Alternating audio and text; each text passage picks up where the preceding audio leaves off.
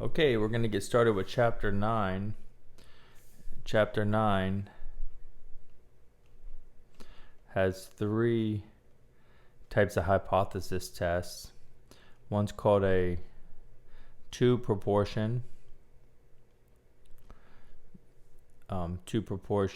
sometimes we'll call it a z-test, which on your calculator will be a prop stat, or on StatCrunch. And then we have a two sample mean. This could be a t or a z test. Or we have a paired t, or it could be a z test. When I say test, I mean hypothesis test. Okay, and these two are going to be done on either a t-stat or a z-stat. And let me just give you a basic idea of what the difference between this would be and from last chapter. So in chapter 8 hypothesis test, which is just a one sample, basically we have this population, and I'm just going to do a scenario, and somebody tells us the population at 60% of the population. So this is called a parameter. So we want to test to see if P is 60%. Sorry. We want to test to see if P is 60%. So we put that in our null, and then your alternative would be not equal to, because I didn't give any direction. Now what we would do is to test this claim, we'd take a sample, and then out of the sample, say we picked 100 people, and we had 60, let's say 2. So what we do is we get this fraction, which is called p hat, 0.62, which is 62 over 100. And we say, can we reject, should we reject this? Could we say it's different if the sample result gave us 62? And you'd run through the test on that. And that should have been a fail to reject. And what we're going to do now,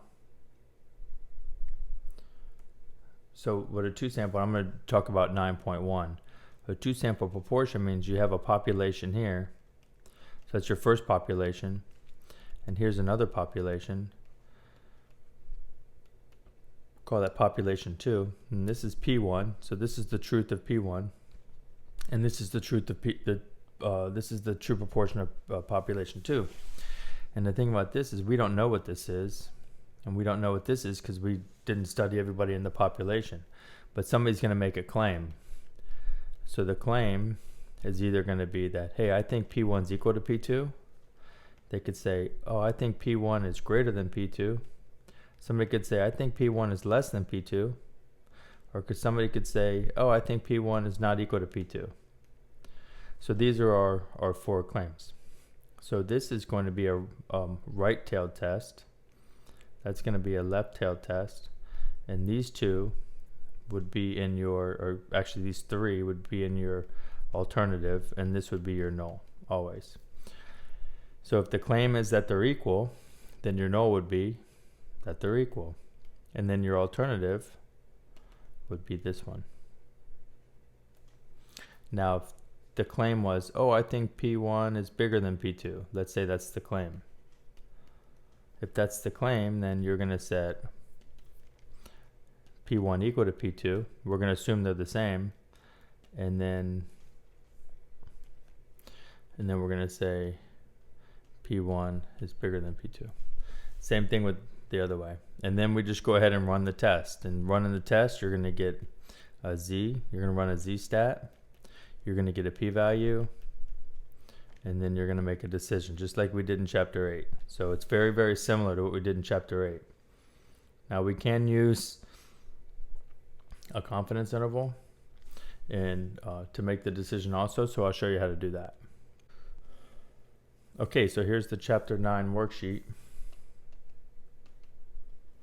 And let's go over some notation. You really want to be comfortable with this notation. Okay, so the population proportion from the first population, we call that P1. The size of the sample would be N1. The sample 1 proportion would be P with the hat with a 1. And that looks like this. The number of successes, that's X. Since it's from sample 1, we'll put a little 1 there. Okay, population from the second, P2. N2. This would be P hat 2 and X2. Okay, we do have 2 methods to reject the null, so we'll look at those later when we're doing these. So like I just talked about with this claim, let's look at this one. We have to do a null and an alternative. So let's look at this, right?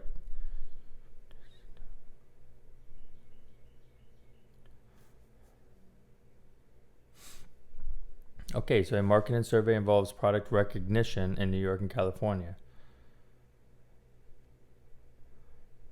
Okay, so they don't technically give us a claim, they just kind of give us the results.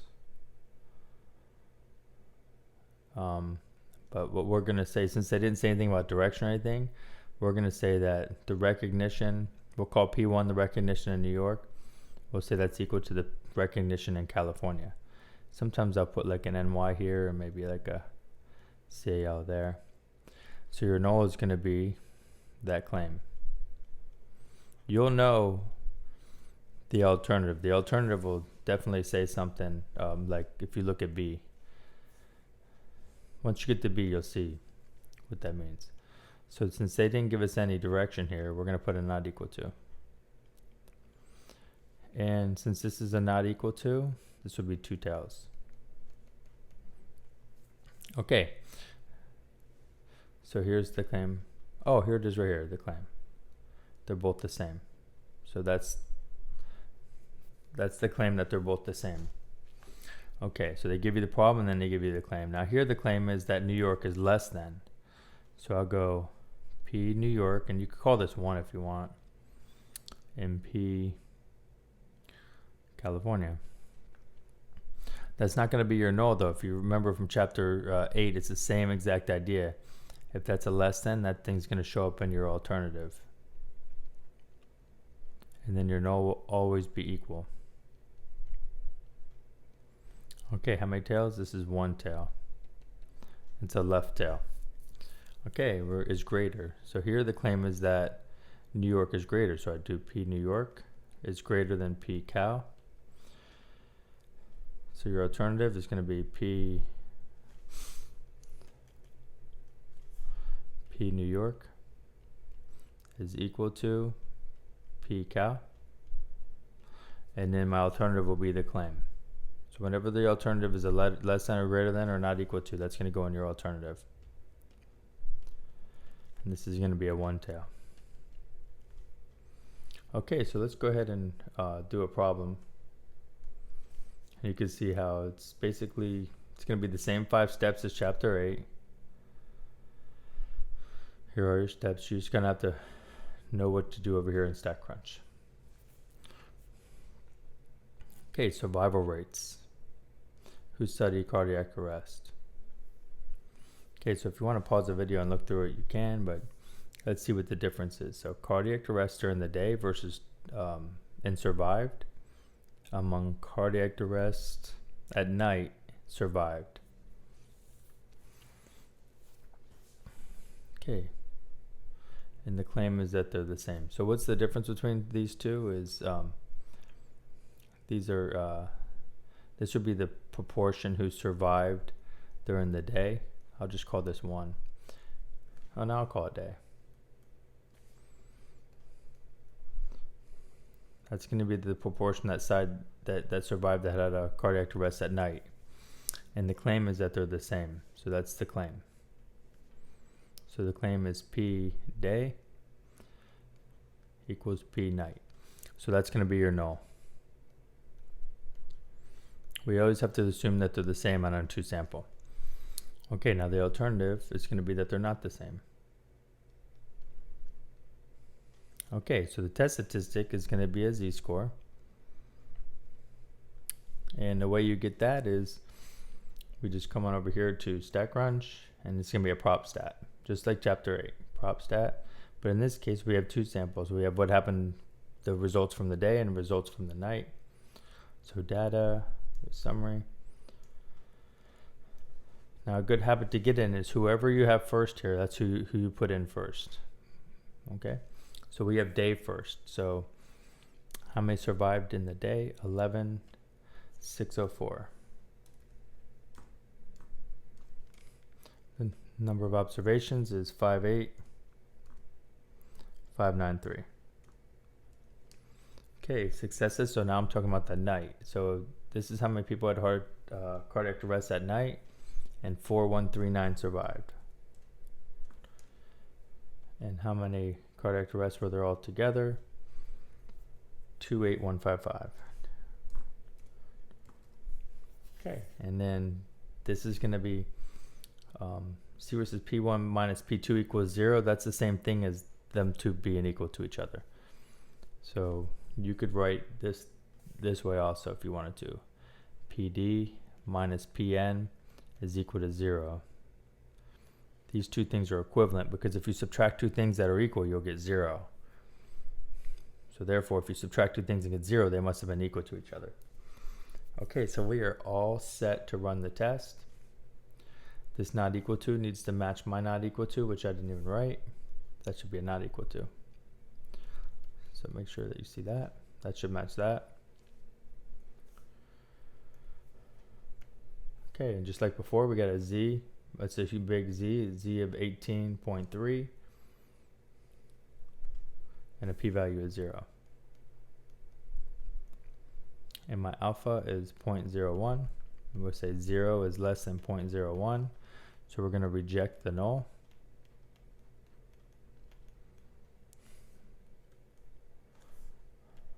We have sufficient evidence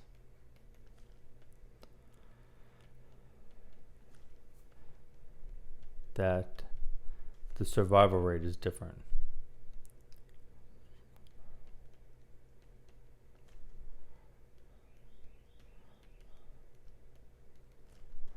Okay, between day and night. What happens is these fractions over here, the fractions from the samples, which they don't actually give us. But essentially what this test does, I'll just show you once. It says, well, if these two things are actually equal and we subtract them, we should get 0. Okay, so what was the difference that we saw? Okay, so it was 11,604 over 58,593 minus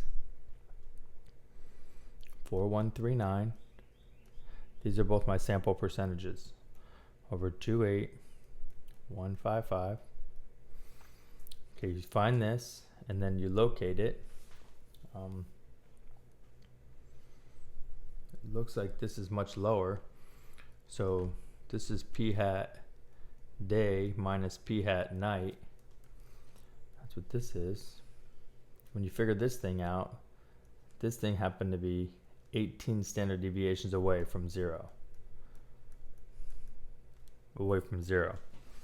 So this would not be something we'd expect if they were the same. So we're going to reject the null that they're the same and say we have strong evidence that they're different. Okay. Now, this claim, all this step 1 will be the same. So I don't want to write it all over again. Now, we're going to do the same test, but just a different way. And what we're doing is we're going to find a confidence interval. So these are the same claim, same null, same alternative. That goes down here. This goes here. Okay, how many tails? In this case, it's a two tail. Now when it's a two tail, we need to figure out what the confidence level is because we're going to run a confidence interval. And remember, when you run a confidence interval, I'm on this side now. When you run a confidence interval, it's going to ask you what level. This is the confidence level right here. This is the CL level. And we have a formula for that. If it's a two-tailed test, it's going to be this guy right here. So we scan up, and our alpha was 1%. So our C level here is going to be 1 minus 0.01, which comes out to be 0.99 if you try it in your calculator. So this CL level is going to be 0.99. Now we're going to do the interval. We should get two positive numbers here. If this is a lot bigger than this, which it should be. So all I'm going to do is change this to a 0.99.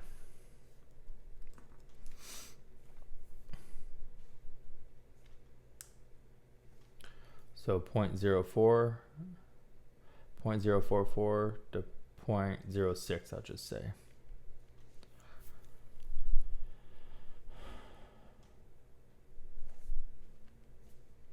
So this is 0.044 to 0.06. Now what we're doing is we're looking for 0 in the interval.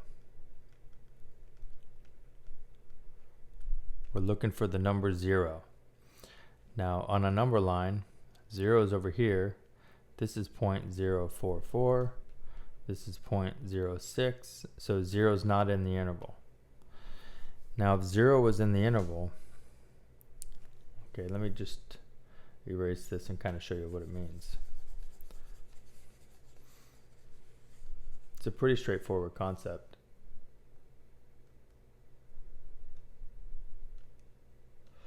Okay, so if you do it the p-value way, it's just what we're used to over here. Okay, that's the p-value way, which we're used to for chapter 8. Now, for chapter 9, you could do it the p-value way, or sometimes they'll throw these intervals in here. So remember, we did a confidence interval, and then to get your confidence level, you do 1 minus whatever alpha they give. So that's something you just have to practice at. So we got this. Now, 0 is not in my interval. This is a number line. Here's 0, that's 0.44, here's 0.06. 0 is over here. It's not in the interval. Now what does that mean? We don't think PD is equal to PN because 0 doesn't fall in the interval. If PD was equal to PN, if you subtract the two, you should get 0. But see, this 0 is over here. So we think PD is not equal to PN. Okay, because that's what my alternative was. So the decision about the HO, this is the only thing that's going to be different. So 0 is not in the interval. Therefore, we reject H null. So you might have to watch that a few times. So if 0 is not in the interval, it's the same thing as like 0 being less than the alpha. That's another way to reject. This conclusion is the same. That's going to be the same. I know it's a little messy, but I apologize. Okay, let's run another one of these things.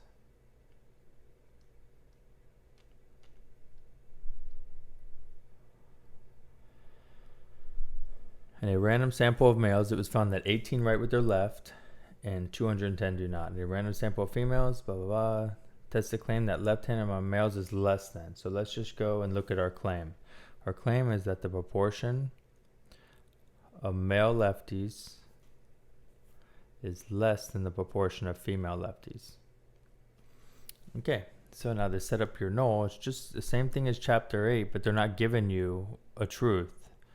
We have to test two different populations and see if we think that one's less than the other in this case. So in this case, the claim's a less than, so your null is going to be an equal. Now remember, that means the same thing as PL minus PF female lefties is equal to 0. So those two things mean the same thing. Now our claim is that PML is less than PFL. Perfect. Now we could run the test. But before we run the test, we have to be a little careful in that we have our sample sizes. So let me just make sure my calculator is accessible. Okay, good. So I have my calculator when I need it.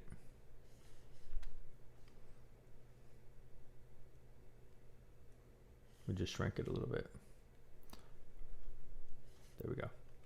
Okay, now to run this test, this is a prop stat for the same reason as before. Anytime this has to do with proportion and you're doing a hypothesis test or confidence interval, it's a prop stat. We have two samples. We have a sample of lefties and a sample of males and a sample of females. We have the summary. Okay, so like I said, whoever you put first here is generally who I want to put in. So let's say, okay, well, how many male lefties were there, or right with their left hand? So that would be 18.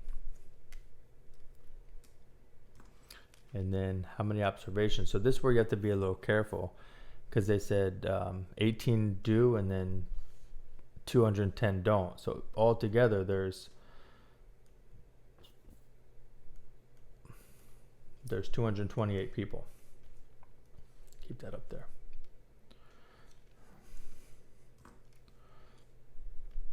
Okay, now how many? I'm doing the female lefties. So 73 out of 73 do, and then 432 don't.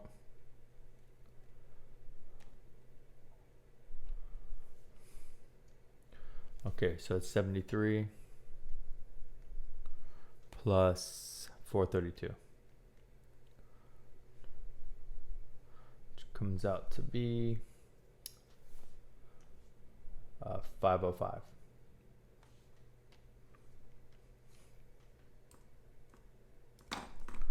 Okay, now remember the null says that they're the same, and my alternative says the male should be less than. So P1 is the male lefties, and I have a less than there.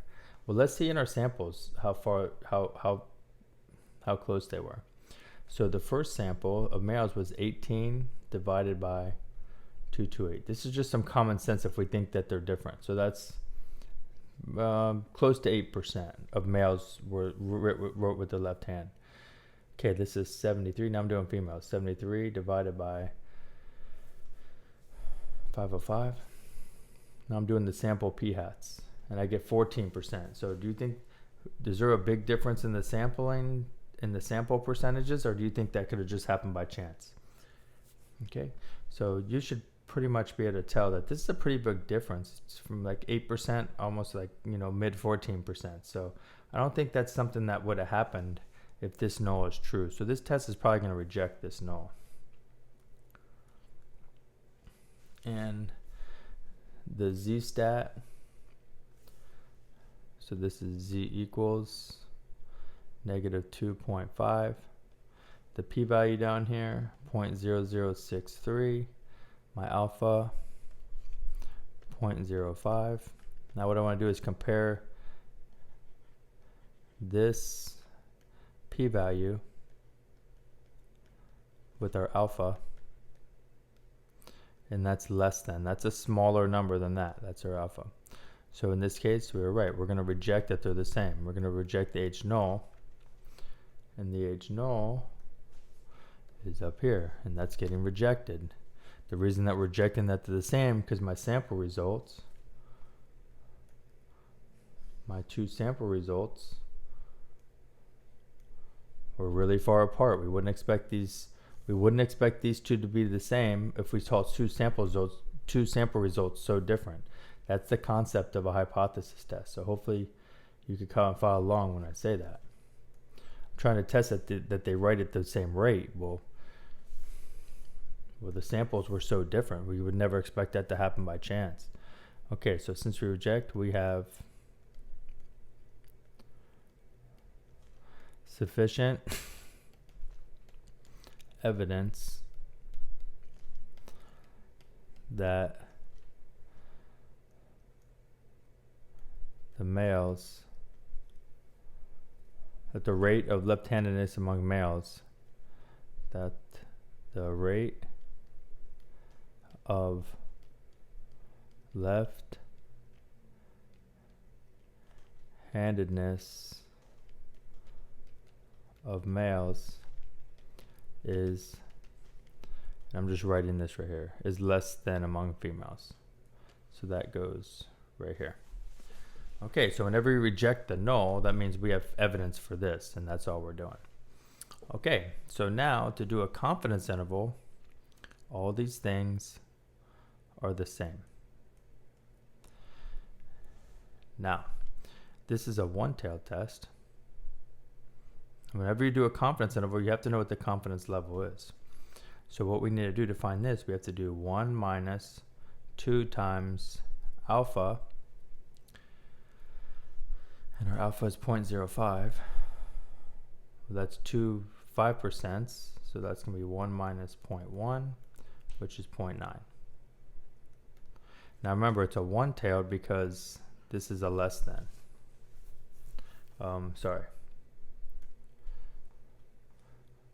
Because this is a less than. That's why this is a one-tailed. That's why I'm using this formula and not this formula. Okay, so now we could go ahead and get the confidence interval. The decision's going to be the same. We're going to reject H null. It'll always be the same. But why are you going to reject an H null? So let's get an idea. So let's go and run this thing as a confidence interval. So all I did right there is I hit options, edit. The data is in already, so you don't have to put the data all over again. Get off hypothesis test, go here. We want to change that to 0.90. This is going to produce an interval. We're going to look in that interval 0. If 0's not in it, we're going to reject the null. If 0's in it, we're going to fail to reject the null. And they're both negative. So that's a negative and a negative. So that's negative 10 to negative 2.7. So it goes to negative 0.1 to negative 0.0.27. Let me clean that up a little bit.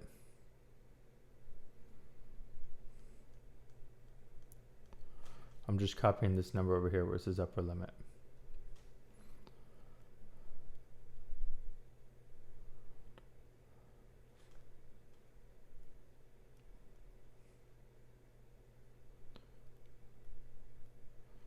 Okay, remember on a number line, this is like negative 0.1.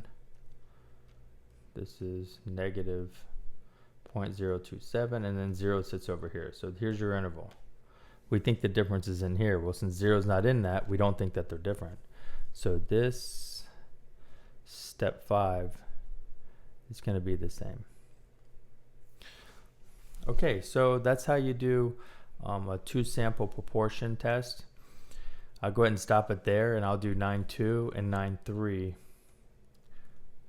as one video because they're really similar. So thanks for watching.